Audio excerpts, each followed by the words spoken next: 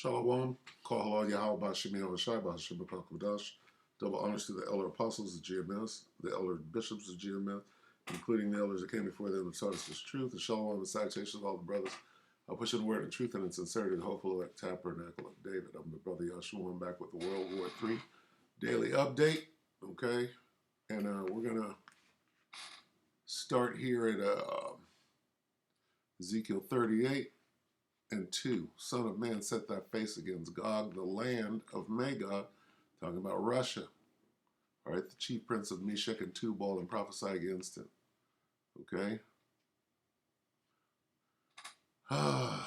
Let's jump down to 4. And I will turn thee back and put hooks into thy jaws, and will bring thee forth in all thine army, horsemen and horsemen, all of them clothed with all sorts of armor, even a great company with bucklers and shields, all of them handling swords. Okay, so here we got Russia, then it goes on Persia, that's Iran today. Ethiopia, okay, is down in Africa proper. Libya, down in Africa proper. All of them with shield and helmet. Gomer and all his bands. The house of Togarmah in the north quarters and all his bands. And many people with thee. Those many people include Saudi Arabia. It says, be thou prepared. Be prepared, Russia, and prepare for thyself. Thou prepare yourself, and all thy company that are assembled unto thee, Saudi Arabia, and be thou a guard unto them. All right, so the petrodollar was tied to the U.S. providing protection from everybody in the Middle East as they did that deal. That deal came to an end the other day. OPEC thumbed their nose at the United States.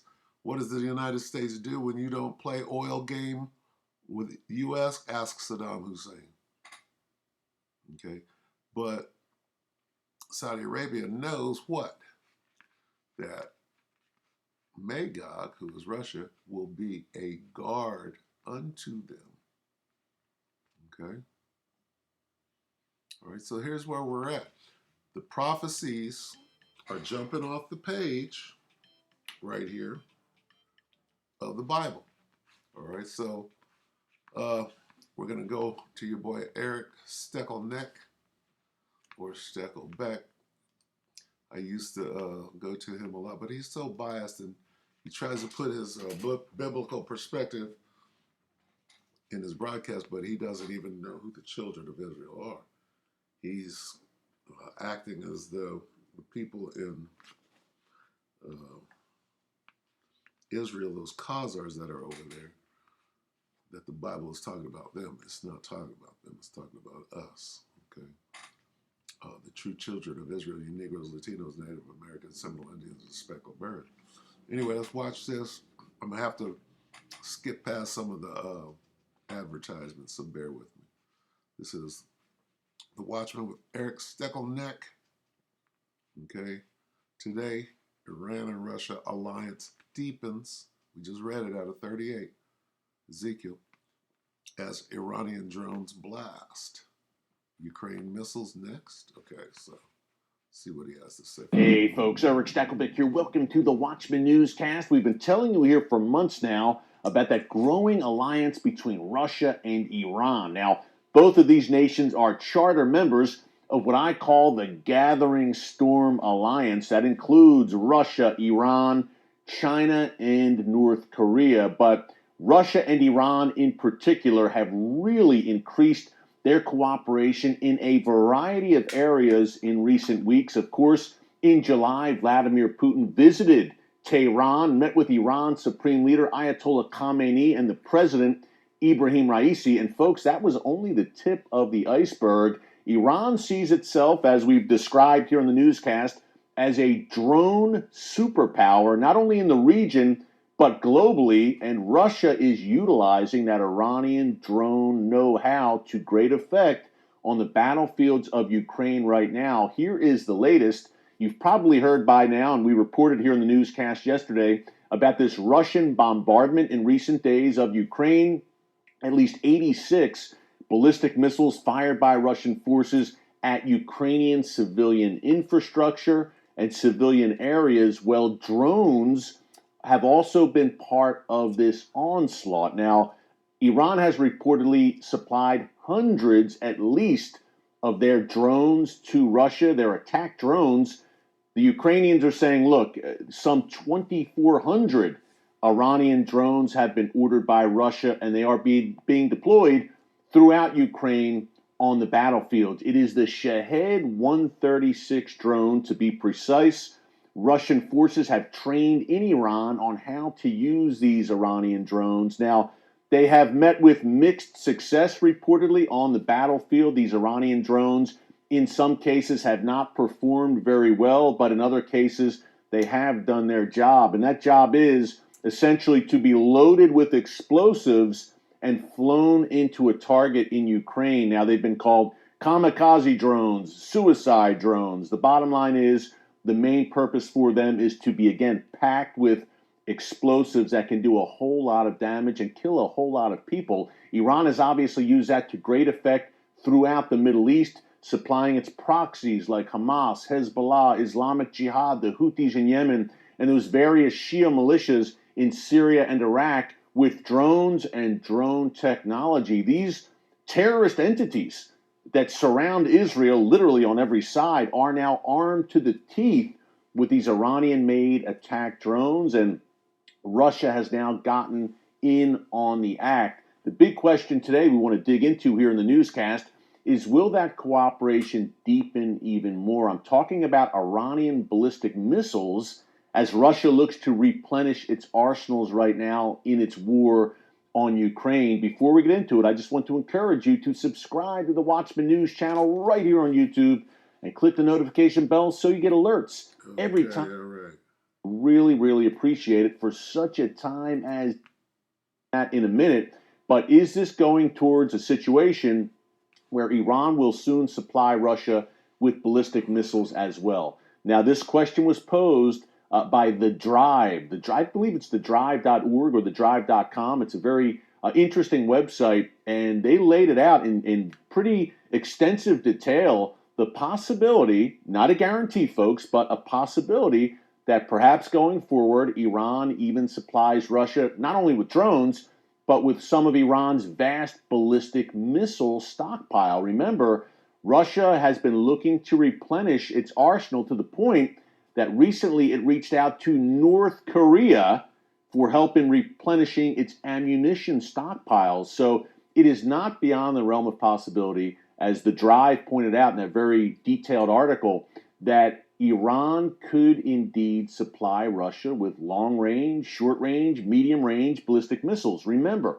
Iran has the largest ballistic missile stockpile in the entire Middle East, and it's also shared not only the drone, but the ballistic missile know-how with the likes of Hezbollah, with the Houthis, as we know all too well. And I'm thinking in particular of those precision-guided missiles, PGMs for short, that Iran has been trying so desperately to supply its most lethal proxy, Hezbollah, with, which can then be used against Israel. Red line for Israel, of course. Before I would say, look, Iran needs Russia.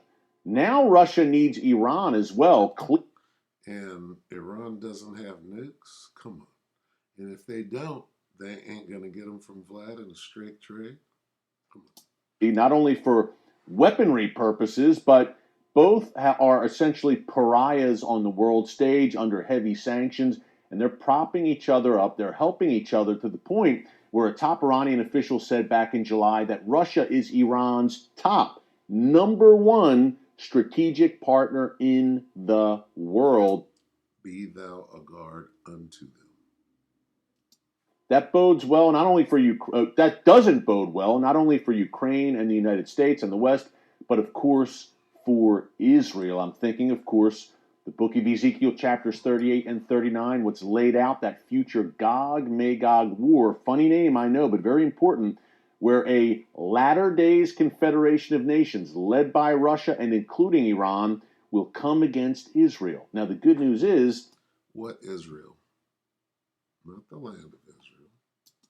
This confederation perishes on the mountains of Israel. They do not get very far as the God of Israel, the God of Abraham, Isaac, and Jacob, directly intervene.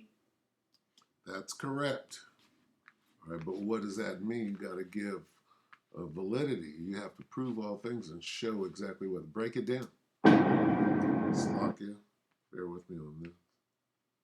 I could show you what that's talking about, but this is World War III news. In the affairs of men, really in a way that he hasn't in 2,000 years for the entire world to see. That day is coming, but in the meantime, look for Russia and Iran to continue to come closer together Right. at Israel's doorstep in Syria, obviously. And if you're Israel, we talked yesterday about the continuing unraveling of ties between Russia and Israel. I look for that to continue as well. If you're Israel, you have to look at Vladimir Putin and say, you know what? You are aligned with our greatest enemies. Iran, Hezbollah, the Assad regime. We've had Hamas leaders visit Moscow in recent months as well. So Israel knows that this does not bode well for the future, but in the meantime, they're trying to keep the relationship together in any way they can. But I don't know if it's going to be possible in the long run, certainly not prophetically, if the book of Ezekiel is any indication. Before we go today, what the hell did that mean? I want to mention, in the lead-in, I said they're butting heads, they're loggerheads. Biden and the Saudis, and there's a Russia link here as well, according to the Biden administration. We talked about it here in the newscast last week, that OPEC Plus, that alliance of nations led by Saudi Arabia, petroleum producers, they are cutting oil production by 2 million barrels a day, folks. That is coming. So much for Biden's trip to Saudi Arabia, the charm offensive back in July. That went nowhere. The Saudis said, thank you very much. We're cutting 2 million barrels a day over Biden's strenuous objections, of course. Now Biden is not happy about this. His administration is saying they are going to reevaluate the relationship with Saudi Arabia. Biden is warning of consequences. They say that the oil cuts benefit Russia because it will drive prices up, and Russia will use some of that money to fund the war effort in Ukraine. And now the Saudi-U.S. relationship is essentially a mess, folks. And the Biden administration needs to look in the mirror here, because even when he was campaigning, he was promising to make Saudi Arabia, quote, a pariah state. More to come on that in the days to come. No doubt, a lot going on in the world's most perilous and chaotic region, the Middle East, and it affects you folks no matter where you live. Here's the good news. God is in control. Put your trust in him. Put your trust in his son, the Lord Jesus, and you will be able to navigate these very difficult but exciting times as he is at the doorstep. Thanks so much for joining. All right, so this guy doesn't know what he's talking about. I mean, he's reciting what the Bible says, but he can't break it down. All right, let's go to Joel real quick and give some let's qualify some of this, all right? Joel 3, okay? And he's right about this. I, the Most High, will also gather all nations or all the armies of the world and bring them down into the valley of Jehoshaphat, which is the Middle East. You're right about that. But here's what he's not right about. And will plead with them there for my people, Israel, and for my heritage, Israel, whom they have scattered among the nations and parted my land. Who parted his land? Okay? Well, whoever's there, okay, I'll tell you who parted the land of Israel, right? Those people there calling themselves Israelis, they parted it. And the people that are there calling themselves Palestinians, all right? The Philistines, which is where that name Palestinian comes, are African people, okay? Not those Arabs over there. And the people calling themselves Israelis are not the Israelites. So those are the people that parted the land of Israel, all right? It's not the people. Why does it say, I will plead with them there for my people and for my heritage Israel, whom they have scattered among the nations and parted my land. The land is something different than his heritage. His heritage, Israel, are the people. For my people Israel and for my heritage Israel, saying the same thing, and parted my land, not the land. Okay? Just because you live in the land doesn't mean that you are the people. Okay? What does this mean? Who parted the land? Okay? Those Edomites and those Ishmaelites over there, fighting over it right now. Okay? So he's wrong about who those people are. It's not about the land, it's about the people. Okay? The Most High chased us out of our own land and took our identity from us. Now we're coming back to it. All right, so what else did I want to get? We're going to move on. Let's switch to the NLT right here. Okay, and read that again. I will gather the armies of the world into the Middle East, the Valley of Jehoshaphat. There I will judge them for harming my people. Okay, now how can the Most High be in favor of the people that harmed his people? Well, what does it mean, harming them? Well, this is the harm right here. Okay? You see, these are the people that are in Israel right now, claiming to be the Israelites. These Edomites harmed his people. Okay? Edomites, Israelites. All right? And that's just the bottom line. This is those people that parted the land, okay, the Edomites and the Arabs, right? And this is what they did, harmed his people. It's just that simple, okay? Vladimir Putin and the Russians are Edomites. The Ukrainians are Edomites. The so-called Israelis are Edomites. They're all the same family, okay? They're the Dukes of Edom, right? And according to Joel here, let's see what it says, okay? There will I judge them. Where will he judge them? In the Middle East. He just said the war is moving to the Middle East. Did he not? There will I judge them for harming my people, my special possession, and for scattering my people among the nations, and for dividing up my land. They threw dice to decide which of my people would be their slave. Who threw those dice? Okay? Who threw those dice? And who made them slaves? Where'd it go? Huh? Who did this? Who did that, yokes of iron? Who did these things? Who did these things? Well, it's telling you what's going to happen. They're going to be judged for this. That's why the war. Okay, what is the war for? Why is the Most High gathering all the armies of the world into the Middle East? Because he's going to judge them for harming his people and for scattering them, okay, and dividing up his land, and for making them their slaves. Who did that? Okay, jump down to 4. What have you against me, you bunch of Africans? Here's the Philistines right here. Oh, what do you have against me, Tyre and Sidon, which are Africans, and you, the cities of Philistia, all Africans. Okay? Are you trying to take revenge on me? If you are, then watch out. I will strike swiftly and pay you back for everything you have done. You've taken my silver and gold and all my precious treasures and have carried them off to your pagan temples, right? You have sold the people of Judah and Jerusalem to the Greeks, okay? You have sold is talking about these Africans. You have sold the true Israelites to the Edomites, the so-called white man. So how then can those people that are over there dividing up our land, how could this be for them? There I will judge them for harming my people. Those are not his people. These are not his people. These Africans are not his people. These are his people, Judah and Jerusalem.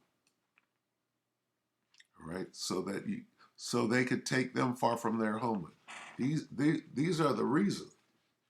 This is the reason He's bringing the judgment. What does he say? 7, but I will bring them back from all the places to which you sold them, and I will pay you back for everything you have done. Okay? All 3 of the people, the Arabs, the Edomites, and the Hamites. I will sell your sons and daughters to the people of Judah, our inheritance, and they will sell them to the people of Arabia, a nation far away. I, the Lord, have spoken it. So that's what's going on. You got to have your facts straight in the truth game. You can't just pick up the Bible when it doesn't apply to you. And the Most High is going to show you the mysteries of it. No, you're going to wake up and find out that you're wrong, right? Our fathers, this goes out to you, Steckleneck, our fathers have inherited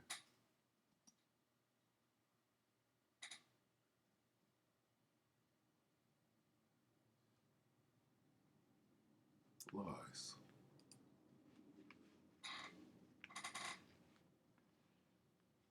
Jeremiah 16:19. O Lord, my strength and my fortress and my refuge in the day of affliction, the Gentiles, Eric Steckleneck, shall come unto thee from the ends of the earth and shall say, surely our fathers have inherited lies, vanity, and things wherein there is no profit. So you have no clue what you're talking about, buddy. Your fathers have told you that somehow those people over there in our land are the children of Yahweh Shem Yahushua. They're not. We are. And you're going to have to eat a lot of crow coming up very soon. So with that, we'll end it right there. We hope that the elect, you brothers and few sisters, were edified with that. We're going to say shalom.